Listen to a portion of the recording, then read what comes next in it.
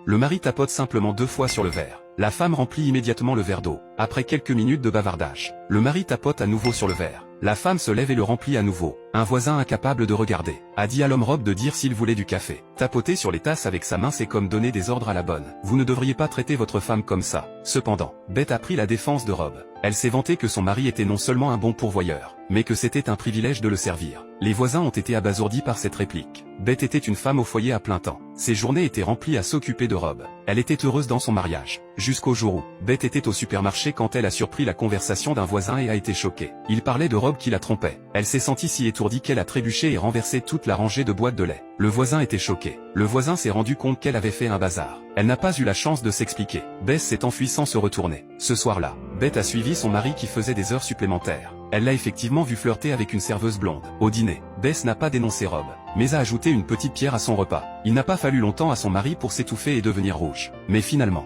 il a recraché la pierre. La pierre était la façon de Beth de punir Rob. Le lendemain, Beth a suivi la piste jusqu'au restaurant, où travaillait l'amante de son mari Kinsa. En voyant à quoi elle ressemblait, Beth a éclaté en sanglots. Kinsa ne savait plus quoi dire et s'est précipitée pour la réconforter. Beth en a également profité pour devenir amie avec Kinsa. Bientôt, elle est devenue une habituée du restaurant. Au cours de la conversation, elle a appris que Rob était fatigué de lui-même. Fatigué des repas chauds, des chaussettes propres et des matelas. Fatigué des vêtements démodés de sa femme et de sa coupe de cheveux en cornichon qui ne changeait jamais. Il voulait plus d'excitation et de passion. Beth a écouté et s'est rendu compte. Elle est allée acheter les derniers vêtements et chaussures à la mode. Elle a acheté un parfum haut de gamme et coûteux. Quand Rob est rentré du travail, Beth est descendue lentement de l'étage. Vêtue d'une robe rose tendre, elle est apparue devant Rob, les yeux pleins d'attente. Cependant, Rob ne s'intéressait qu'à son dîner. À ce moment, la Beth était perplexe et choquée. Rob lui a dit de préparer le dîner et est parti. À table, Beth a continué à se vanter de sa nouvelle manucure et de sa nouvelle coiffure à Rob. Mais elle n'a pas reçu la moindre réponse. Il ne s'intéressait qu'au contenu du journal. Beth est montée furieuse. Mais quand il est revenu à la table, Rob a écarquillé les yeux de surprise. Parce que Beth était assise nue à table. Elle a dit à Rob que puisqu'il ne se souciait jamais de ce qu'elle portait, elle ne porterait plus de vêtements à la maison à partir de maintenant.